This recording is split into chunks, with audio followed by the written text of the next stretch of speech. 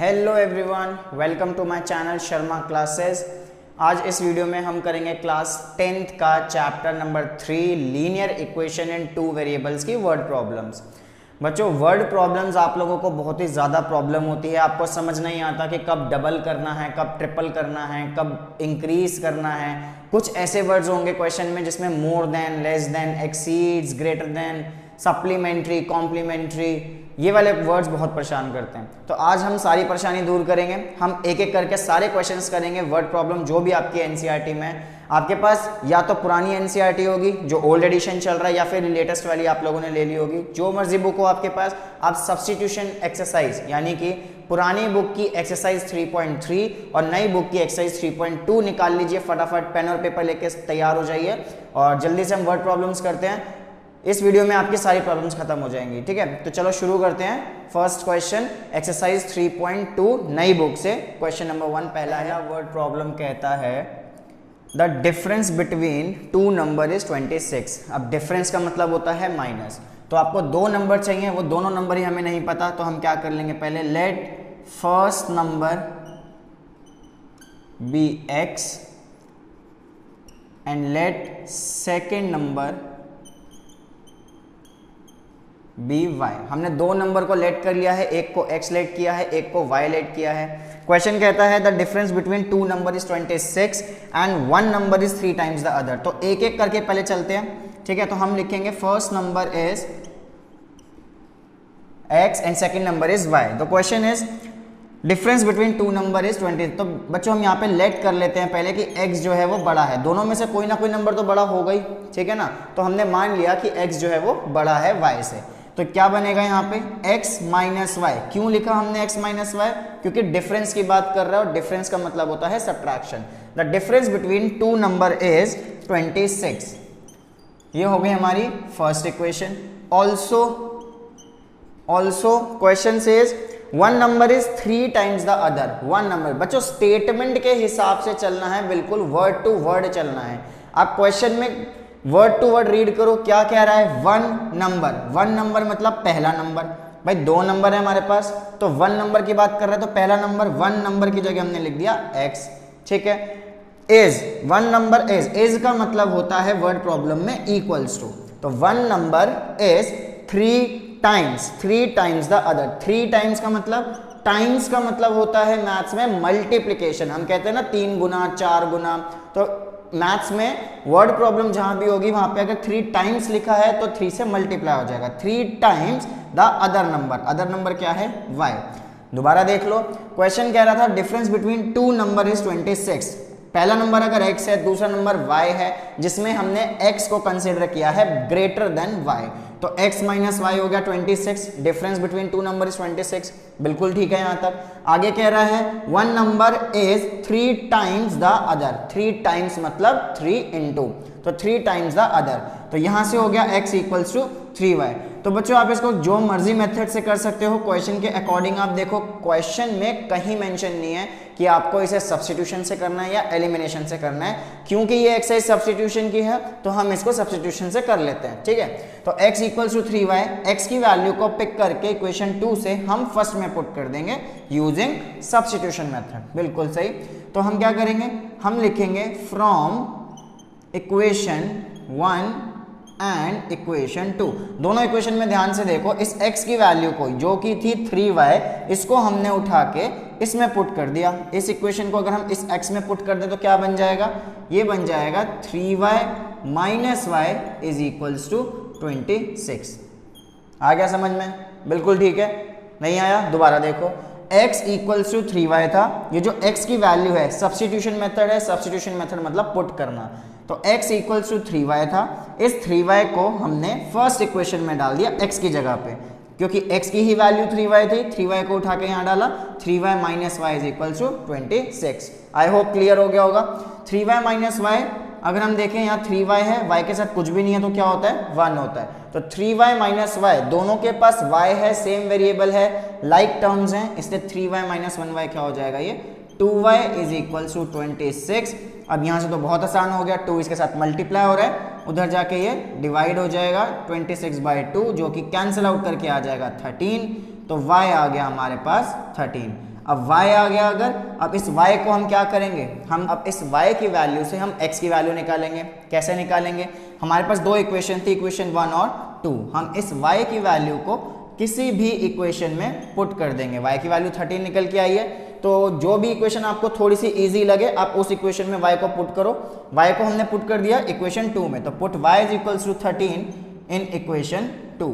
इसको second equation में put करेंगे तो x की वैल्यू यहाँ पे निकल कर आएगी 3 इंटू 13 जो कि होता है 39। आप यहाँ पे देख सकते हैं हमने क्या अज्यूम किया था, x बड़ा है y से, तो x की वैल्यू आई 13, y की वैल्यू आई, x की वैल्यू आई 39, y की वैल्यू आई 13 जो कि x बड़ा हो गया y से। तो यहाँ पे हमारा क्वेश्चन खत्म हो जाएगा और लास्ट में हम लिखेंगे फर्स्ट नंबर जो हमने लेट किया था वो आ गया 39 और सेकेंड नंबर जो लेट किया था वो आ गया 13। तो ये होता है हमारा आंसर। फर्स्ट क्वेश्चन जो इसकी वर्ड प्रॉब्लम थी उसका फर्स्ट पार्ट है ये, तो ये खत्म होता है। इसको दोबारा देख सकते हो आप रिवाइंड करके, ठीक है, आराम से देखो, नोट करो और इसको खुद से भी ट्राई करना इस वीडियो के बाद, आराम से देखो पहले। तब तक हम बढ़ते हैं आगे सेकंड क्वेश्चन पे, इसको नोट कर लो।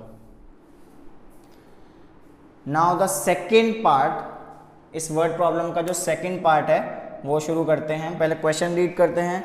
The larger of to supplementary angles exceeds the smaller by 18 degree. मतलब क्या है कि दो सप्लीमेंट्री एंगल्स की बात हो रही है। सप्लीमेंट्री एंगल्स क्या होते हैं, ऐसे दो एंगल जिनका सम 180 डिग्री होता है। भाई बच्चों से पूछा जाता है सप्लीमेंट्री एंगल क्या होते हैं, तो वो कह देते हैं 180 डिग्री। 180 डिग्री को सप्लीमेंट्री नहीं कहते, ऐसे दो एंगल जिसका सम 180 डिग्री होता है उसे हम सप्लीमेंट्री कहते हैं। तो पहले वो दोनों एंगल्स हमें तो पता नहीं है कौन से हैं, तो लेट कर लेते हैं। Let first angle be x and the let second angle भी y। हमने दोनों एंगल लेट कर लिए। तो पहली चीज तो हम इस क्वेश्चन में क्या दे दी कि ये दोनों एंगल क्या है, सप्लीमेंट्री, और हमें पता है कि सप्लीमेंट्री क्या होते हैं, जिनका सम 180 डिग्री होता है उसे हम सप्लीमेंट्री एंगल्स कहते हैं। तो ये हो गई हमारे पास equation number 1, x plus y is equals to 180 degree. Also और क्या कह रहा है इस क्वेश्चन में, हमें और क्या इंफॉर्मेशन दे रखी है, the larger of to supplementary angle. अब इन दोनों में से बड़ा कौन सा है, तो हम पहले लेट कर लेते हैं, क्या हम मान लेते हैं कि अज्यूम कर लेते हैं x जो है वो y से बड़ा है। भाई दोनों में से कोई तो बड़ा हो गई, सम बेशक दोनों का 180 डिग्री है। जैसे हम कह सकते हैं कि भाई 140 और 40 इन दोनों का सम क्या है 180, लेकिन 140 बड़ा हो गया 40 से, ठीक है। तो x कोई भी एक एंगल दूसरे से बड़ा हमने कंसिडर कर लिया। अब यहां बोल रहा है exceeds the smaller by 18 degree, तो ऑल्सो एक एंगल दूसरे से 18 डिग्री बड़ा है। कौन बड़ा है, x बड़ा है। तो x बड़ा है, y के बराबर लाने के लिए हमें इसमें 18 प्लस करना पड़ेगा। ये थोड़ा सा कॉम्प्लिकेटेड लगता है, जिनको मैथ्स में प्रॉब्लम होती है उनके लिए ये भी बहुत बड़ी बात है। इसको हम दूसरे तरीके से समझते हैं। भाई हमने लिखा 7 और हमने मान लो 4 लिख लिया। अब ये दोनों बराबर तो है नहीं है ना, तो हमें किस में ऐड कराना पड़ेगा ताकि वो बड़े वाले के बराबर आ जाए। हमें किस में कुछ वैल्यू ऐड करानी पड़ेगी, हमें 4 में कुछ ऐड कराना पड़ेगा या 7 में कुछ ऐड कराना पड़ेगा। बिल्कुल हमें 4 में ऐड कराना पड़ेगा 3, तभी जाके वो बड़े वाले के बराबर आएगा। ठीक है भाई, समझ आ गया। ऐसे यहाँ पे बोल रहा है कि x, हमने माना कि x जो है वो एंगल बड़ा है, और कितना बड़ा है, क्वेश्चन में गिवन है 18 डिग्री से बड़ा है। तो हमने क्या किया, जो छोटा था उसके साथ हमने 18 ऐड करा दिया ताकि वो बड़े वाले के बराबर हो जाए। तो x equals to Y plus 18 हमारे पास आती है सेकेंड इक्वेशन। ठीक है, इसको हटा देते हैं, ये आ गई हमारे पास सेकेंड इक्वेशन। अब क्या करेंगे, सब्स्टिट्यूशन मेथड आराम से चल रहा है। तो x की वैल्यू आ गई y प्लस 18, इसको उठा के पुट कर देंगे। तो हम लिखेंगे फ्रॉम इक्वेशन 1 एंड 2। अब इक्वेशन 1 और 2 से इस x की वैल्यू को यानी y प्लस 18 को हम इस x में डाल देंगे, y प्लस 18 को इस x में डाल देंगे। तो क्या बन जाएगा, ये y प्लस 18, ये इस x की जगह आया, इस x की जगह तो y प्लस 18 आ गया, लेकिन ये y बचा, इसलिए हमने यहाँ पे प्लस y भी लगाया, इज इक्वल्स टू 180 डिग्री। अब इसको सॉल्व कर लो, y प्लस y, ये हो गया 2y प्लस 18 इक्वल्स टू 180। अब यहाँ से आप देख सकते हो 2y, 18 यहाँ पे प्लस हो रहा है, वहाँ जाके माइनस हो जाएगा, जो कि आ गया 2y इज इक्वल्स टू 10 में से 8 गया 2, 17 में से 1 गए 16, तो 162, ठीक है। तो 2y इज इक्वल टू 162 आ गया, तो y की वैल्यू क्या आ जाएगी यहाँ पे, ये 2 यहाँ पे क्या हो रहा है मल्टीप्लाई, नीचे जाके डिवाइड हो जाएगा, जो की वैल्यू आ गई हमारे पास 81 डिग्री। तो y की वैल्यू आ गई 81 डिग्री, बहुत सही, y की वैल्यू 81 आ गई। अब क्या करेंगे, जैसे पहले वाले क्वेश्चन में किया था, इस y की वैल्यू को उठा के दोनों में से किसी भी इक्वेशन में डाल दो। आसान कौन सी लग रही है, वैसे तो दोनों ही आसान है, तो मैं इसको सेकंड में डाल देता हूँ फिर से।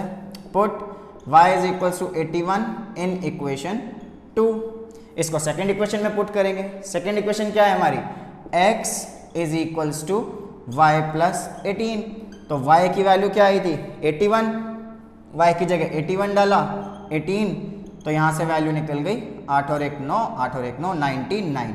तो अब ध्यान से देख लो, x की वैल्यू आ गई 99 और y की वैल्यू आ गई 81, इन दोनों को प्लस करोगे तो आपका 180 आएगा, जो कि सप्लीमेंट्री एंगल्स थे। तो हम यहाँ लिख सकते हैं, तो फर्स्ट एंगल 81 और सेकंड एंगल 99, ठीक है। तो देखो x की वैल्यू 99, अच्छा फर्स्ट को x माना था, तो चलो वैल्यू इसकी सही से लिख देते हैं। फर्स्ट एंगल इज 99 क्योंकि x की वैल्यू थी, सेकंड एंगल इज 81, और हमने जो कंसीडर किया था कि x बड़ा है, भाई x तो बड़ा ही आ रहा है, 99 बड़ा है 81 से, ठीक है। समझ आ गया, बहुत बढ़िया। इसको सॉल्व करो, एक बार खुद ट्राई करो, पॉज करके वीडियो को खुद ट्राई करो, तब थर्ड पे बढ़ना, ताकि आपको क्लैरिटी आएगी, अगला क्वेश्चन समझने में आसानी होगी, ठीक है। इसको पॉज करके नोट करो पहले, और फिर इसको खुद से ट्राई करो, करने के बाद थर्ड क्वेश्चन पे बढ़ना, ठीक है। चलो जी, हो गया सेकंड पार्ट। चलो अब आते हैं थर्ड पार्ट पे, ठीक है। थर्ड पार्ट क्या कह रहा है, पढ़ लो जी, साथ साथ पढ़ते हैं। The coach of a cricket team buy 7 bats and 6 balls, ठीक है। एक क्रिकेट कोच ने 7 बैट खरीदे हैं, 6 बॉल्स खरीदे हैं 3800 की। Later she buys 3 bats and 5 balls, जो कोच है उसने फिर से 3 बैट और 5 बॉल खरीदे हैं 1750 अमाउंट का। Find the cost of each bat and each ball, हमें एक बैट और एक बॉल की कॉस्ट निकालनी है, तो हम क्या करेंगे, लेट करेंगे cost of each bat be ₹X and let cost of each ball be ₹Y। हमने क्या किया भाई, हमने पहले बैट और बॉल की कॉस्ट को x और y मान लिया, ठीक है। एक बैट की कॉस्ट है x, एक बॉल की कॉस्ट है y। तो पहले केस में कोच ने पहली बारी में कितने बैट खरीदे भाई, कोच ने खरीदे हैं 7 बैट। अगर एक बैट का अमाउंट x है तो 7 बैट्स का अमाउंट क्या होगा भाई, एक पेंसिल 5 रुपए की है तो 10 पेंसिल कितने की होगी, 5 × 10 मल्टीप्लाई करोगे। तो ऐसे ही बैट की अगर बात करें तो एक बैट x अमाउंट का है तो 7 बैट हो गए 7x के, ठीक है। और बॉल, एक बॉल की कॉस्ट y मानी है हमने, और कितनी बॉल खरीदी है भाई कोच ने, 6 बॉल्स खरीदी हैं, तो 6y हो गई। एक बॉल की कॉस्ट क्या थी y, तो 6 बॉल की क्या हो गई 6y। अब दोनों अमाउंट को जब जोड़ देंगे तो शॉपकीपर को तो उतना ही पे करेंगे ना, तो कितना पे किया पहली बार में 3800। दोबारा देखो फटाफट भाई, x अमाउंट है एक बैट का, y अमाउंट है एक बॉल का, तो 7 बैट खरीदे हैं इसलिए 7x, 6 बॉल खरीदी हैं इसलिए 6y, तो दोनों मिला के अमाउंट कितना हो गया 3800। ये हो गई मेरी पहली इक्वेशन, ठीक है भाई। ऑल्सो लेटर, इसमें लिखा है लेटर उसने क्या खरीदा भाई, और बैट बॉल खरीदे, 3 बैट और खरीदे। तो फटाफट से इक्वेशन बता दो, जल्दी से बता दो, इक्वेशन क्या आ गई, 3 बैट खरीदे हैं, बिल्कुल सही, एक बैट की x थी तो 3 बैट की 3x हो गई। और कितनी बॉल खरीदी हैं, 5 बॉल खरीदी हैं, तो 5 बॉल खरीदी है तो 5y हो गई। और इसमें क्या हो जाएगा 1750, क्योंकि अमाउंट उसने दूसरी बारी में 1750 अमाउंट पे किया है, ठीक है। 2 इक्वेशन आ गई, ये थोड़ी सी अलग आ गई क्योंकि इसमें आपको x की डायरेक्ट वैल्यू नहीं दे रखी, जैसे हम पीछे के क्वेश्चंस में पुट कर रहे थे, ठीक है। तो हमें क्या करना पड़ेगा, इक्वेशन 2 से पहले x की वैल्यू निकालनी पड़ेगी, चाहे आप x की निकालो चाहे आप y की निकालो। x की निकाल लेते हैं वैल्यू, ठीक है। 3x इक्वल्स टू 1750, 5y है, प्लस हो रहा है, पहले इसको वहां भेज दो, -5y, 3 के साथ मल्टीप्लाई हो रहा है तो नीचे आके क्या हो जाएगा, ये हो जाएगा जी डिवाइड हो जाएगा अपॉन में 3। x की वैल्यू आ गई 1750 -5y/3। अब इस x की वैल्यू को पुट कर दो फर्स्ट इक्वेशन में। ध्यान रखना सेकंड इक्वेशन से हमने x की वैल्यू निकाली है तो हम वापस से इसको सेकंड में नहीं पुट करेंगे, इसको कहाँ पुट करेंगे, हम फर्स्ट में पुट करेंगे। तो इसको उठा के हम फर्स्ट में पुट कर देते हैं। तो यहाँ पे हो गया, इसको दे देते हैं इक्वेशन नंबर 3 दे देते हैं, ठीक है। तो फ्रॉम, अब कौन सी इक्वेशन को पुट कर रहे हैं, फ्रॉम 3 and 1, थर्ड वाली वैल्यू को उठा के हम फर्स्ट में डाल रहे हैं।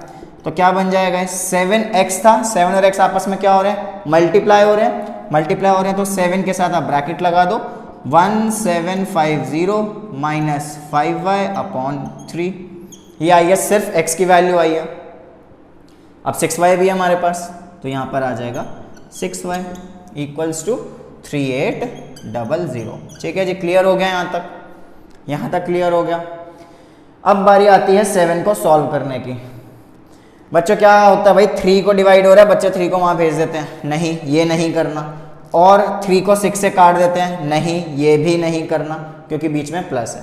करना क्या है फिर, पहले आप 7 को अंदर मल्टीप्लाई करो। अगर 7 और यहाँ पे भी कोई एक नंबर होता जो 7 से कैंसिल हो सकता, मान लो 14 होता, फिर ये दोनों नंबर कट सकते थे, ठीक है, क्योंकि बीच में मल्टीप्लाई है। लेकिन 3 और 6 नहीं कट सकता क्योंकि बीच में प्लस आ गया, ये बात ध्यान रखना। तो ऐसे केसेस में क्या करते हैं, 7 को पहले मल्टीप्लाई कराएंगे इससे, 7 0 0, 7 5 35, 7 7 49 और 3 52, 7 1 7 और 5 12, 12250 माइनस 7 5 35y अपॉन में 3। इसके नीचे क्या था, 1 था, तो अभी फिलहाल इसको 3 और इसको 6y अपॉन 1 ही रहने दो, 3800। ठीक है भाई, यहाँ तक हो गया, यहाँ तक हो गया, बिल्कुल हो गया। अब क्या होगा, अब देखो इसको यहाँ ध्यान से, अब ये दोनों माइनस नहीं हो सकते, कहीं इन दोनों को माइनस करा दो, क्यों, क्योंकि इसके पास y नहीं है, इसके पास y है, तो दोनों हैं अनलाइक टर्म्स, तो इसलिए ये सब्ट्रैक्ट नहीं होगी। आपको क्या करना है, इसको एलसीएम लेना पड़ेगा, क्योंकि इसके नीचे 3 है, इसके नीचे 1 है, और एलसीएम लेने का सबसे आसान तरीका क्या होता है, नीचे वालों को मल्टीप्लाई कर दो, 3 और 1 को मल्टीप्लाई कर दो, तो क्या आ जाएगा, यहाँ पे 3 आ जाएगा। 1 को इस पूरे से मल्टीप्लाई करा दो, 1 को इस पूरे से मल्टीप्लाई करा दो, क्या बन जाएगा, ये तो ऐसे ही हो जाएगा। 1 से मल्टीप्लाई कराएं ना कराएं बात तो एक ही होती है, 35y। लेकिन जब आप 3 को इससे मल्टीप्लाई, क्रॉस मल्टीप्लाई हो रहा है जी, नीचे 1 था, 3 1 जा 3 हो गया, इस 1 को हमने उससे मल्टीप्लाई करा दिया और 3 को इससे मल्टीप्लाई करा देंगे, तो 3 6 जा 18y आ जाएगा यहाँ पे इक्वल्स टू 3800। हाँ, तो अब क्या करेंगे, अब ये 3 यहाँ पे डिवाइड हो रहा है, ये वहाँ जाके क्या हो जाएगा, मल्टीप्लाई हो जाएगा, तो ये बन गया 12250 माइनस प्लस, ये दोनों क्या हो रहे हैं, लाइक टर्म्स हैं, तो माइनस प्लस माइनस होगा, तो माइनस करके ये आ जाएगा 17y, बड़ा साइन माइनस का, 3 वहाँ जाके हो रहा है मल्टीप्लाई, तो 3800 इंटू 3 हो जाएगा, 12250 माइनस 17y इक्वल्स टू 0 0, 3 8 24, 3 3 9 और 2 11, 11400। अब बहुत आसान है, माइनस 17y, ये वहाँ जाके माइनस होने वाला है, माइनस हो जाएगा, देखो भाई माइनस हो जाएगा, माइनस करके आएगा ये माइनस 850, इन दोनों को माइनस करोगे, ये छोटा है ये बड़ा है, इसलिए आंसर आएगा माइनस में, तो माइनस 850 आ गया। अब ये 17 जो है, माइनस 17 यहाँ नीचे आके हो गया डिवाइड में, माइनस से माइनस कैंसिल हो गया, 17 5 85 हो गया, आंसर आ गया 50। तो भाई y की वैल्यू आ गई 50, जो कि हमने क्या माना था, कॉस्ट ऑफ ईच बॉल। अब इस y को हम पुट कर देंगे किसमें, इस y को पुट कर दो इक्वेशन नंबर 3 में, जो कि आसान है भाई, 1 और 2 तो पूरी इक्वेशन है, आप वैसे किसी में भी कर सकते हो, ठीक है, लेकिन हमने जब इक्वेशन 3 बना ही ली है, इतनी मेहनत कर ही ली है, तो हम y को इसी में पुट कर देते हैं। Put y equals to 50 in equation 3, ठीक है, इक्वेशन 3 में पुट कर देंगे, तो ये बन जाएगा x equals to 1750 minus y में आप पुट करो 50 को, y में जब 50 को पुट करोगे तो 5 इंटू 50, ये हो गया 250 अपॉन 3, और ये सॉल्व करके आपकी वैल्यू यहाँ से आ जाएगी 0, 170 माइनस 5 150 अपॉन 3, तो ये हो गया 500। तो 500 का जी बैट आ रहा है आपका एक, और बॉल आ रही है 50 रुपीज़ की। तो यहाँ होता है हमारा आंसर खत्म। इसको पॉज करो, देखो, प्रैक्टिस करो। तो ये थे हमारे अभी फ़िलहाल के लिए 3 पार्ट। इस वीडियो में इन 3 पार्ट को आप प्रैक्टिस करो। इसकी वीडियो हम कल डालेंगे, ठीक है। ये वीडियो आपकी आ जाएगी आज और कल आ जाएगी आपके इसके आगे के 3 पार्ट। तो इन 3 पार्ट को प्रैक्टिस करो। हम मिलते हैं फिर अगली वीडियो में, तब तक के लिए इसको प्रैक्टिस करो। और कोई डाउट आता है, कोई स्टेप समझ ना आया हो तो नीचे कमेंट सेक्शन में आप कर सकते हो, अदरवाइज मैसेज भी कर सकते हो, ठीक है। चलो मिलते हैं, तब तक के लिए बाय बाय, टेक केयर।